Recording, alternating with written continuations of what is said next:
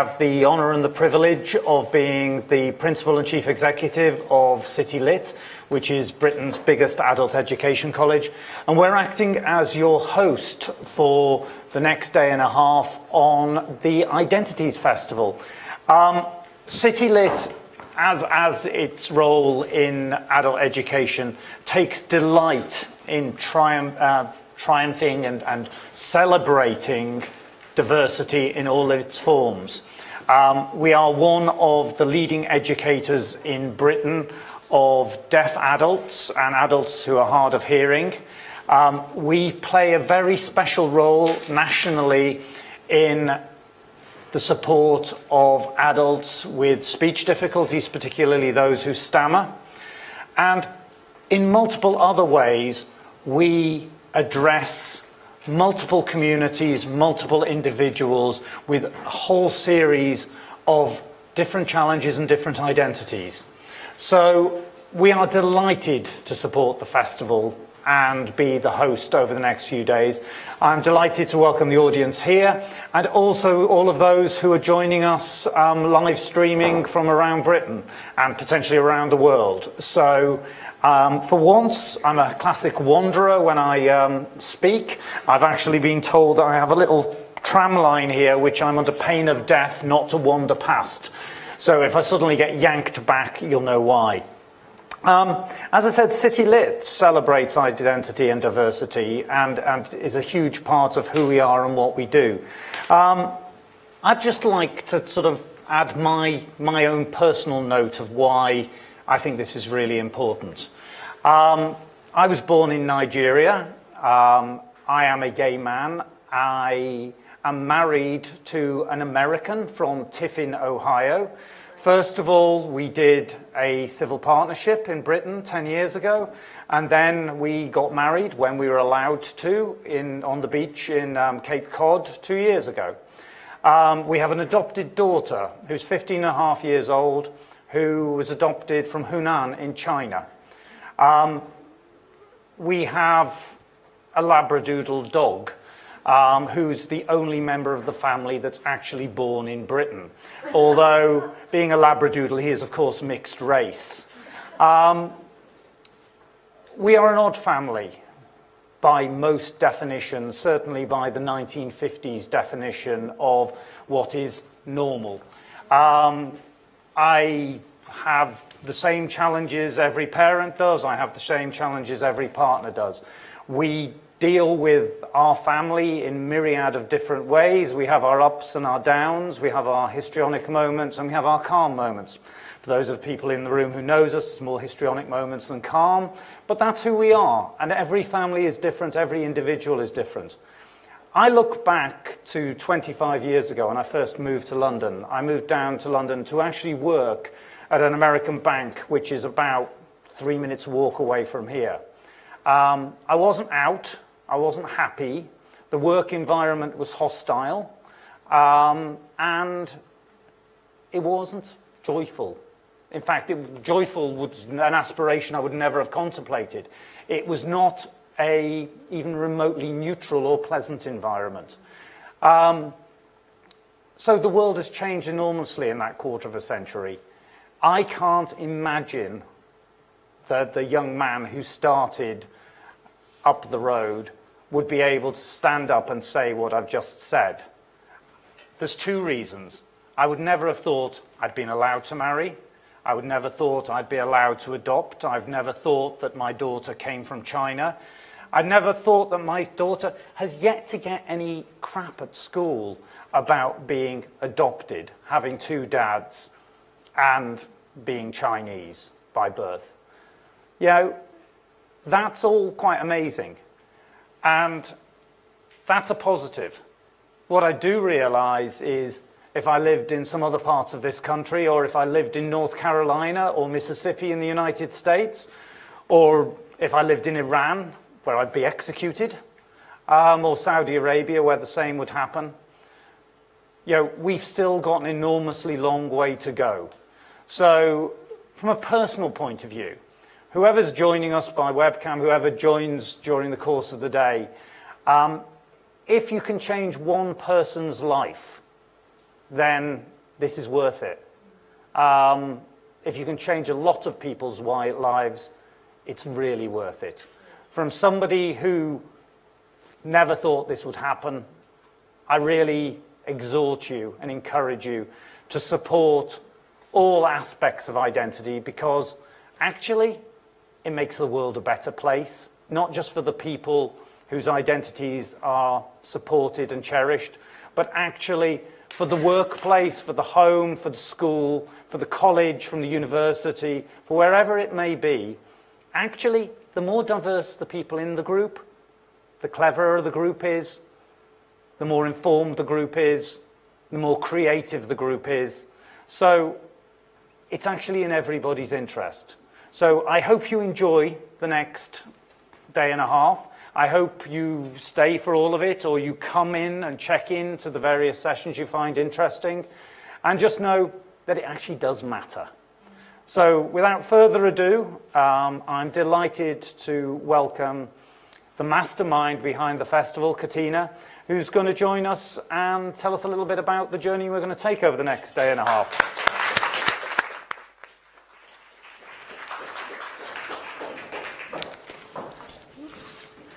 Thank you, Mark. That's a really brilliant introduction, and I'm not sure where else we could have gone to get quite that introduction. What I need to do is just check that my slides are working. I don't know if Yaya's there. I think we're online there, aren't we, rather than with the slides, so that would be really helpful if I can make sure they're up.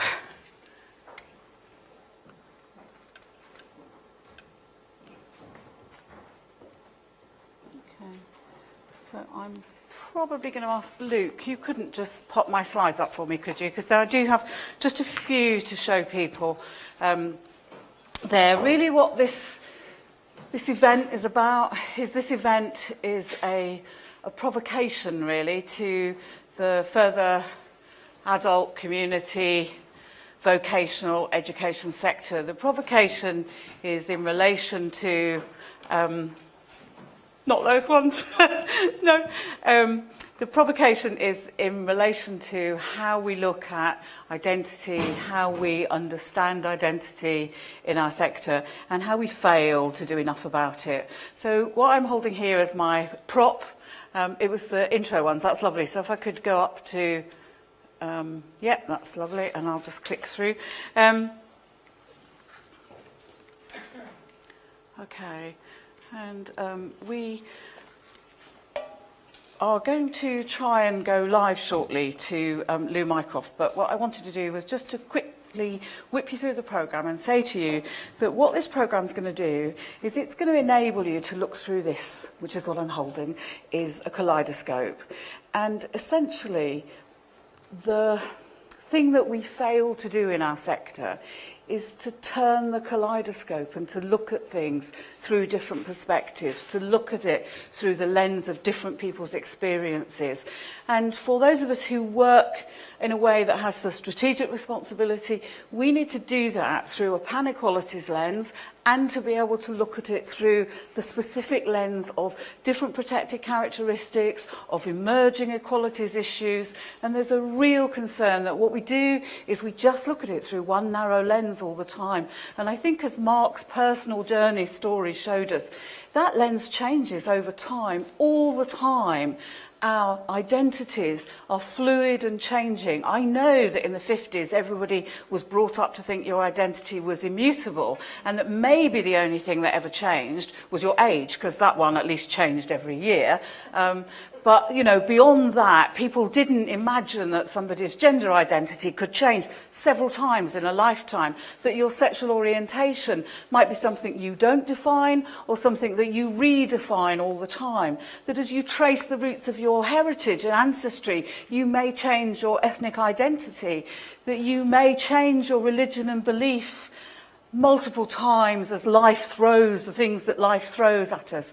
That if you're a woman, you may become pregnant and have children. All of those are issues. That if you are in a troubled area or an area of war, you may become a migrant. You know, there's a whole raft of things that change. And yet for some reason, we kind of think that equality and diversity just sits in one place. So this programme is designed to just keep making people turn the kaleidoscope, really.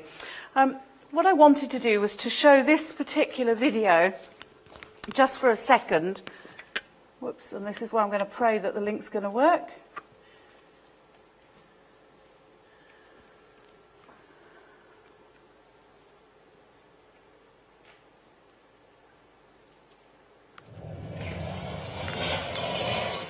It's just the advert.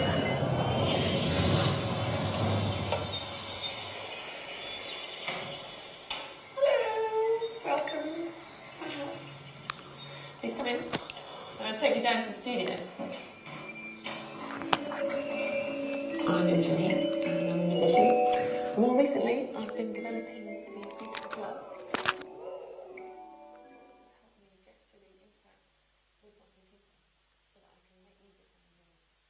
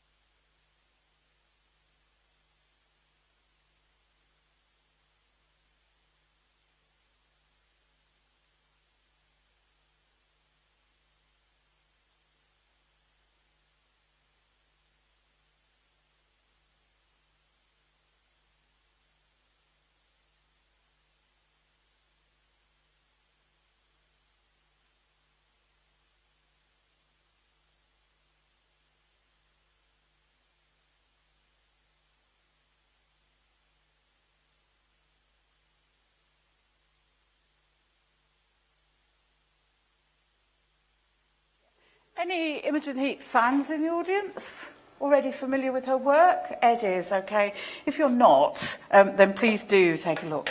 What's really amazing about those gloves and why I wanted to show them to you is that that's data. She's reinventing the way that music is made. It's going to challenge the whole of the music industry. And for me, it also shows you that data is something really exciting and creative and that we can change the way we do things and that we have lots of opportunities to do that. The sector has a huge number of opportunities at the moment to redefine itself and to redefine how we do things. But for some reason, when it comes to identity and to equality and diversity, we just don't grab that. We somehow resist that opportunity. Oops. That sounds like Lou joining us at the moment. So we can hear you, Lou, joining us. I'm in the room. Okay, that's good. I'm just going to You're on the live stream. do as well. Can you get me back to my slides? So, any moment now, Lou's going to be joining us. So I just want to... that's lovely. Okay, so the sessions that are going to follow after that are going to be... I'm going away. I'm coming back. So the joys of technology and how I said that data could be different, that you'll never guess where she's coming from either, would you, from that accent, okay? So I think she's probably in Barnsley, but that is pure Watton-Dern. And she'll kill me for saying that afterwards. So after we've kind of looked at the experience that Lou and her colleagues at TeachNorthern have had, then we're going to ask Catherine James to tell us a little bit about what's happening around leadership and equalities. And then we've got a really exciting workshop for you, which Vivian Ellis from the Dragon Cafe and colleagues are going to be leading, and that's going to have you all moving about and active. And then just before lunch, the next presentation is Pride and Prejudice in Education. And I suppose this is a less hopeful presentation in many ways, because this is a research study that I won't steal its thunder from, a research study that we did last year of the experiences of LGBTQI learners in our sector. And all I will say to you is the findings were not good. So much so that the government actually in its the Women in Equalities Committee Transgender report in January made a very clear statement about our sector's need to do something very different. Just in terms of the logistics here, there is space for quiet and prayer. If people need to take some time out, you can do that in the cafe, or if you talk to Steve or Sam, they will take you to the room on the first floor that's reserved for prayer. If you've brought your own device, that's absolutely wonderful. The hashtag, if you tweet or whatever, is hashtag identities. And Ed is streaming from the EqualitiesToolkit, so that's at EqualityToolkit today for us. And lunch, just in case you're already feeling peckish, is at 12:45. But we will take a break between Catherine and Vivian's workshop so that we can just set up chairs and things at the front here. Okay, so I just want to talk about one more thing, really, before we try and reconnect with Barnsley. And now, Leon, I'm going to move off the spot now. So I want to talk to you about these graphics around the walls, all right? And I want to start with the one over there behind all around her team. The Equalities tool, the Equalities pop-up consultation took place in 2014 for the Education and Training Foundation. And somewhat misguidedly, perhaps, we got some Volkswagen camper vans and we headed off around the country on a tour for about 10 days where providers told us overnight online, pop up here tomorrow, and we just popped up with the camper vans. We drew all over them and collected what people thought about equality and diversity. There were some momentous moments in it because we kicked off on the 31st of March, which was a cold and wet day, in two 1970s camper vans, and our first gig, both of us were in Essex, was up in Gateshead. One of us broke down at York and had the AA out. We had a real relationship. Talk about an affair with the AA. We had one for 10 days. And, you know, at times it was pretty intimate, as I had to sleep in a recovery van one night. So we set off, and at Gateshead we had a live debate, which was live streamed. That was the first live stream I've ever done. And it was also the first live stream Gateshead had done from a pristine, wonderful theatre that they'd had developed, but they'd never yet used the live stream.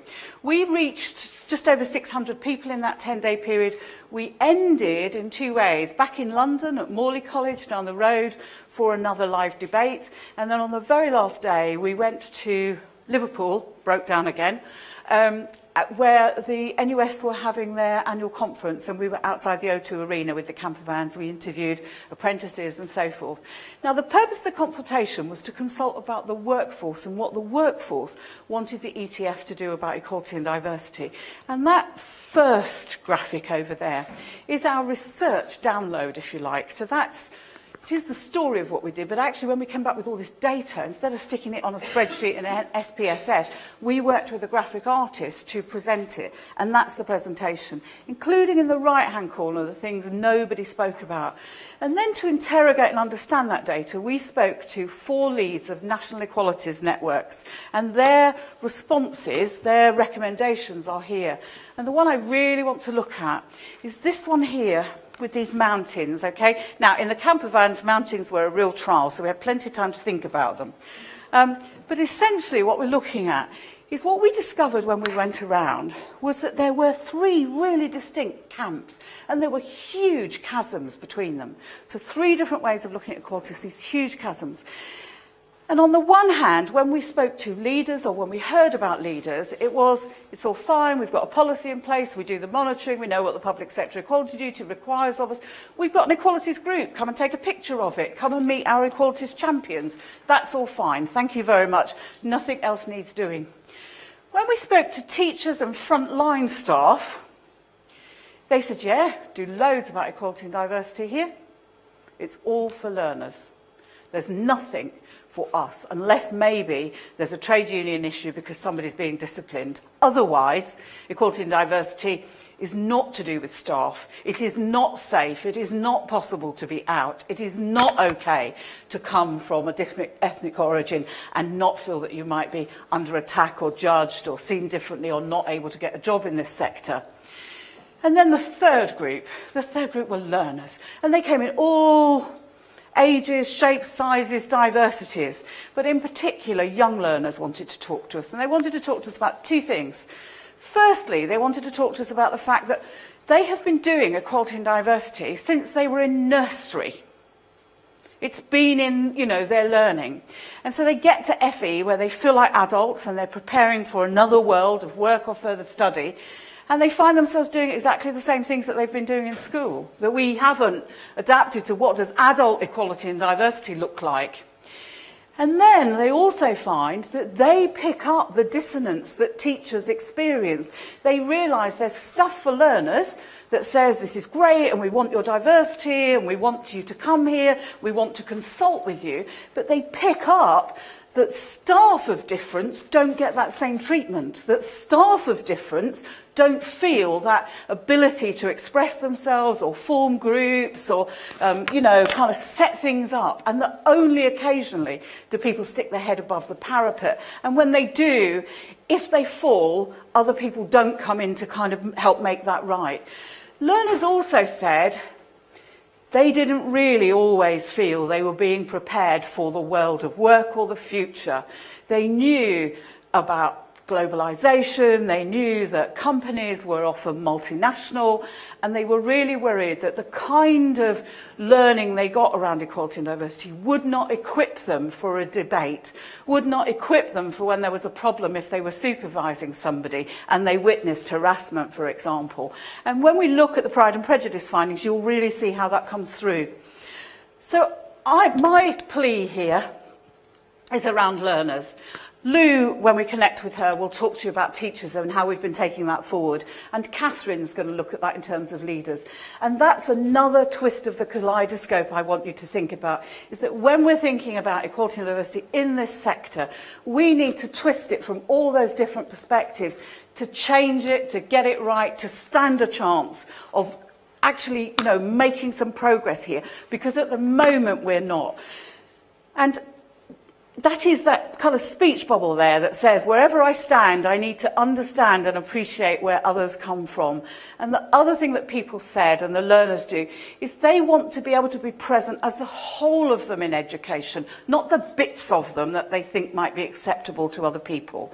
And for learners, this is probably, I want to feel that learners who come out of our sector after learning come out feeling that they can be present as the whole of themselves and that they're entitled to be present as the whole of themselves. But I also want them to come out of learning and feel that this is not something that's fixed and immutable, that this is something that's going to change across the course of their lifetime and their families and their friends and their workplace, and that the excitement and the challenge is staying ahead of that change, is being able to grapple with it and to deal with it. And I think that's the kind of critical thing I want. I don't personally want a learner to come out of FE and find themselves making the kind of embarrassing statements that we've seen recently from an ex-mayor of London and things like that. We want people who've actually got the ability to engage and to have conversations, to say I got it wrong, to take a back step, to change their view, to twist that kaleidoscope again a few more times.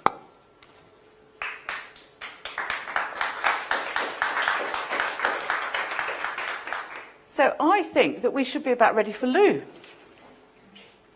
I'm not quite sure how we get her in, but Luke's bending down at the machine, so I think we're nearly there. I'm briefly on Hiya. now, and I'm not here. Can you see me? We can't see you yet, but just give us 1 second. Will do. And we might do. Okay. Otherwise, you could start talking and then we'll see you in a moment. Okay. Well, hello everybody, and this is a weird sensation because I can just see a big face on the screen. I can't see you. I see the team appearing now. I've never done this before. But if we want to get the message out there about the work that we're trying to do around identity, around equalities and diversity, we can't keep travelling miles and miles to try and be in spaces with one another, no matter how lovely that is. So technology like this affords us the chance to be able to do things a little differently. Katina, am I broadcasting? You are broadcasting and you're fine. We just can't see you. Can you see us? Okay. I can see you, and it's Okay. a really bad hair day, so yeah, Okay. that's possibly a good thing. And people are So- waving at you. Yeah, that's brilliant. I'm waving back. And I've got some lovely people here, so when I'm on the screen, if you let me know, then I will show you everyone that's here. Shall we put the slides up, Lou? Yep. Okay, that's lovely. We've got those up now. And you might just have to say change slide to me. Yeah, that's fine. Tell me if I need to go on share screen and I'll come back. You're very nearly up. There you go.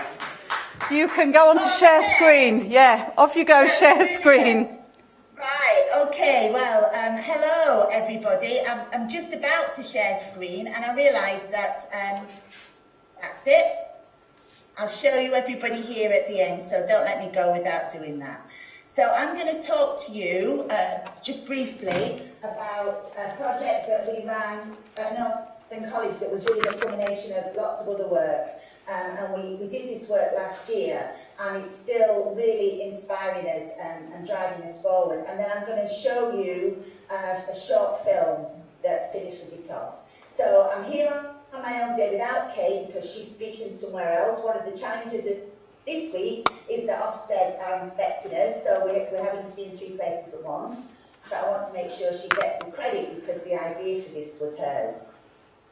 We'd already done quite a bit of work with Katina around diversity, and we were frustrated by the sector continually wrapping equalities and diversity up together. E&D, as I say to my students, jelly and ice cream, all one word, so the concepts become meaningless. And we wanted to take diversity out of that to one side and redefine it. And this was the definition that came out of a project that we did with Katina in 2014. Diversity is being present as yourself in any situation, and for teachers it's also about bringing in perspectives from invisible and absent identities so that everyone in the room can feel present as themselves as well. It's really complex because actually, as Deirdre Lord said back in the 70s, there's no such thing as a single issue struggle because we do not live single issue lives. I am a woman, and I am a working class woman, and I am a mum, and I am a single parent, and I am an adopted person, and I am Polish, and I am all those things, and at different times those things interlock with one another and they all blend together to form me. I'm not a series of boxes on a tick box list, but when I do have a tick box list in front of me, I want to be able to see myself recognised in that so that people know I've been there. This complex work is called intersectionality, what happens at the intersection of all those identities. And we wanted to explore that with a group of interested thinkers. We also were very mindful that this process is all about becoming more self-aware. One of the issues that I think we sometimes face as teachers is that we're not aware of our privilege, or we forget our privilege. We lock into those aspects of identity which allow us to self-victimise or to feel sorry for ourselves, or maybe to create a little bit of drama. Oh, well, I'm adopted. But actually, while that might have put me like on the back foot at my start in life, the fact that I grew up where I did with the parents I did was an absolute privilege. The fact that I had the education I had, the fact that I'm white is a privilege, that I am European is a privilege. And we wanted to do some work around that. And kids these days, and I've got a son of 19, he talks about, oh, check your privilege, and it's like a thing, isn't it? And he really gets on the wrong side of people. But it is a thing, and it's an important thing. And we wanted this to be part of the project. We're also really interested in post-human approaches to curriculum and to education, which get beyond that. And I'm looking at Liam now, who posted a Vitruvian Man picture in Yama recently. They get beyond that absolute perfect ideal as human as being male, white, European, David Beckham sort of buff-bodied person. That is a privileged notion of what human is. And all those of us who are not quite as buff, not quite as privileged, or perhaps not that gender, that we are othered if collectively we think of human, the perfect human, as being this Vitruvian thing. So post-humanism actually looks at thinking which blends some of that. So who said that you have to be either straight or gay? Who said that? Who wrote that down somewhere? What about if you like a bit of both? What about if you're in love with who you're in love with? How is that not a thing? Who said that because you've got these genitals, you have to be this, and if you've got those genitals? It's only like saying, if you've got blonde hair, you've got to be this, and if you're ginger, you have to be that. So we're really interested in blending those identities as well. And again, all of these challenges, the prevailing view of equalities, and I'm not knocking any of that. Katina have talked about this a lot during the years. I absolutely love the Equalities Act 2010 as a piece of kit, as a piece of legislation. It's nearly as perfect as it could be. It's really important, but there's a lot that happens outside of those 9 protected characteristics, and we are missing that and missing the chance to allow people to be present as themselves. So we work in ways which are rhizomatic, and this here today is just a new flourishing of the rhizome, a plant metaphor, which means that we just keep getting the message out. We're really persistent and resilient. We go under the earth and we pop up somewhere else. So here we are in London, you know, miraculously. Can you imagine that when you were growing up? But this notion of the rhizome, when you're trying to change language and thinking, you just need to keep at it, drip, drip, drip, and it is absolutely working. I can't remember the last time I saw E&D written down as all one word when I've gone out and about in education. And I don't just mean to teaching observations of people that I have taught. People are coming back to me with those two concepts separated. I'm reading about them as separate concepts. I'm seeing identities talked about. So this work that we are doing together in this rhizomatic way is changing the way people think, it's changing the way they speak, and ultimately that's going to change the ability of people to be present as themselves in education. And the way we did this was by encouraging people to get creative. And I'm going to share a thing here with you now, if this works, which is really beautiful. And it's on the Padlet for this conference. And for my students who are here today, it's available for you as well to have a look at. And just let it build up. That these are the people who came on the course, and these are the things they wrote. One person put together a soundtrack, one person narrated some thoughts about themselves. People wrote these beautiful poems and created this wonderful stuff at the end of this project, which enabled them to know who they were. This is me. And if we look down to, here's my... Lou, we're not seeing it. You're not seeing it? Okay, no. Hold on a minute. Let me just go back to Zoom and the share. And if I stop sharing... Stop sharing. And can you Lou, can you make sure your sound at the bottom of share is ticked to play from your computer?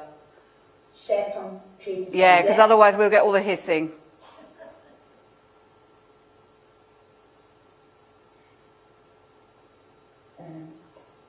Bear with me a moment. I think we're still all amazed by the technology, so you're okay. I'm just aware I'm probably on camera and I've got my mouth wide open looking at you doing this. So Yeah. Can you hear me now? Nope, we can't. Oh, yes, wonderful. We've got the Padlet. That's lovely. That's the gorgeous Padlet that I was talking about. And I realised that in that moment, when I did that piece of work as part of the project, I didn't want to talk about physically where I came from. I wanted to talk about what went on in my head.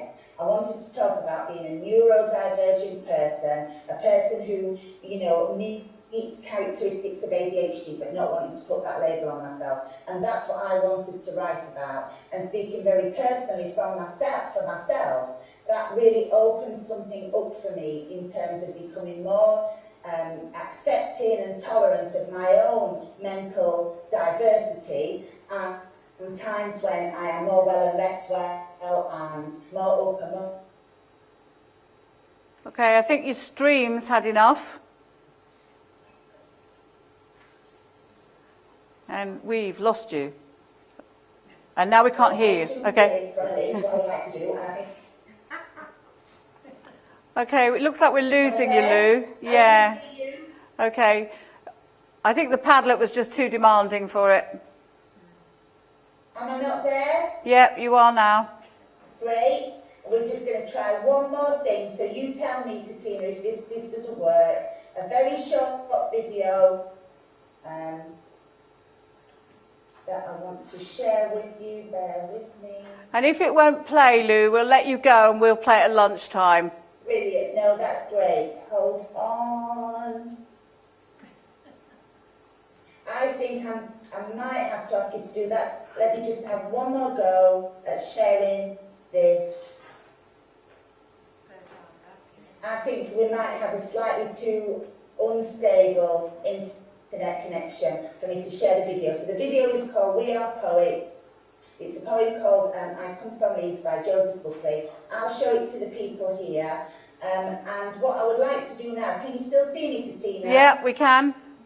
I'm just going to turn this round so that everybody here who's been listening to this odd experience, can wave and say hello to the people who are down there in South.